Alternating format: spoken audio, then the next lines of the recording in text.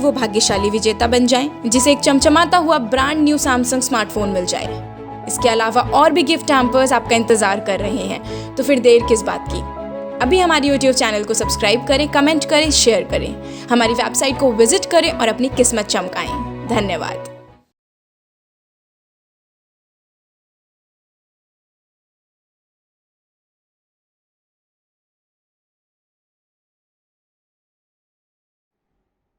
नमस्कार, स्वागत है आप सभी का शिव 24 में। मैं हूं गरिमा रितेश और अब रुक करेंगे देश की अहम खबरों का। 62.3% ग्रामीण आबादी में कोरोना संक्रमण पाया गया। पीएम मोदी अब भी हैं दुनिया में सबसे लोकप्रिय नेता। खाद्य तेल सस्ते हुए, टैरिफ वैल्यू घटी। अयोध्या मंदिर ट्रस्ट जमीन विवाद में नया मोड़।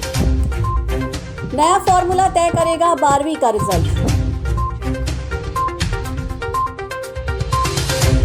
दिल्ली दंगों में बरी नताशा नरवाल ने कहा, संघर्ष रहेगा जारी। अमेरिका में भारतवंशी राधिका फॉक्स बनेंगी जल प्रमुख। एनकाउंटर स्पेशलिस्ट प्रदीप एंटीलिया मामले में गिरफ्तार। केंद्र सरकार ने किया ब्यूरोक्रेसी में बड़ा फेरबदल। भारत में बच्चों के लिए आ सकते हैं 4 टीके। आइए अब जानते हैं खबरें विस्तार से। नई दिल्ली स्थित एम्स के नेतृत्व में WHO AIIMS sero prevalence study की गई है। ये स्टडी दिल्ली, फरीदाबाद, भुवनेश्वर, गोरखपुर और अगरतला के शहरी और ग्रामीण इलाकों में की गई। जहां घनी आबादी है, वहां दूसरी लहर से पहले भी 74.7% की सीरो प्रेवलेंस थी। ये किसी भी सीरो आकलन में अब तक की सबसे अधिक रिपोर्ट की गई। कोरोना संकट काल में भी पीएम मोदी की लोकप्रियता लगातार बनी हुई है। इतना ही नहीं, प्रधानमंत्री मोदी दुनिया भर में सबसे ज्यादा माने जाने वाले नेता हैं। अमेरिका की data intelligence firm morning consult ने एक सर्वे किया, जिसमें पता चला कि लोकप्रियता के मामले में पीएम नरेंद्र मोदी अभी भी दुनिया भर के दूसरे नेताओं से काफी आगे हैं। मॉर्निंग कंसल्ट के सर्वे के अनुसार पीएम नरेंद्र मोदी की ग्लोबल अप्रूवल रेटिंग 66% है। प्रधानमंत्री मोदी अमेरिका, रूस, United kingdom, Canada, Australia, France, Brazil और जर्मनी सहित 13 देशों के नेताओं से बेहतर हैं।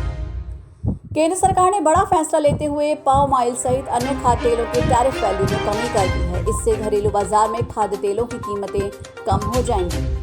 राम मंदिर भूमि विवाद में नया मोड़ आ गया है। मंदिर ट्रस्ट ने 18 मार्च 2021 को 2 करोड़ के राजीनामे की जमीन 18.5 करोड़ में नहीं बल्कि 26.5 करोड़ में खरीदी थी। सौदे में कई बाहुबलियों के शामिल होने की खबर भी आई है।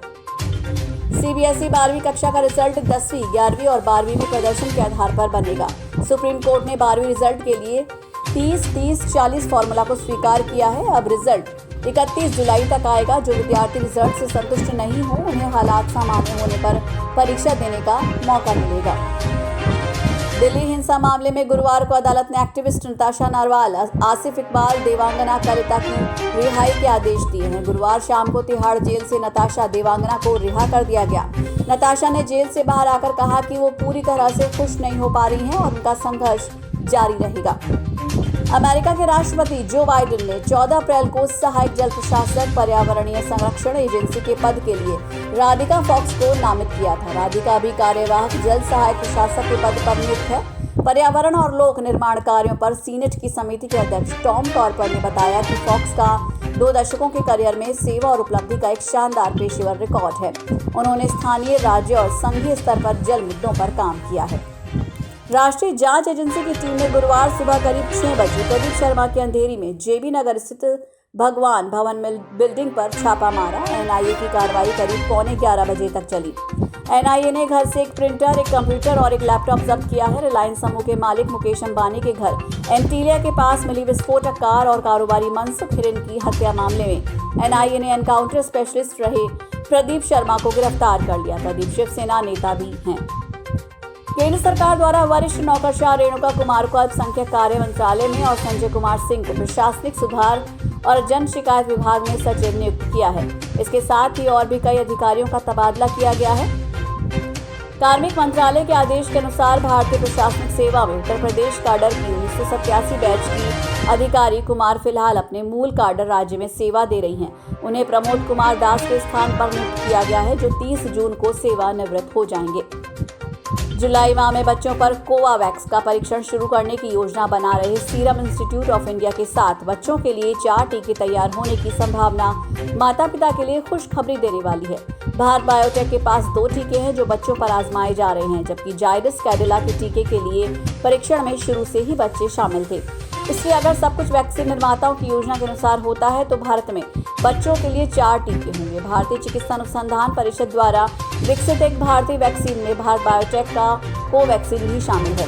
अब वैक्सीन 2 से 18 साल के बच्चों पर ट्रायल फेज में है। अगर सब कुछ वैक्सीन निर्माताओं की योजना के अनुसार होता है तो भारत में बच्चों के लिए 4 टीके होंगे। कोवैक्सीन भारत बायोटेक की नेजल वैक्सीन, जायडस कैडिला की जायकोव डी, नोवावैक्स और कोवावैक्स। फिलहाल इतना ही। देश और दुनिया की तमाम खबरों के लिए देखते रहिए शिव 24।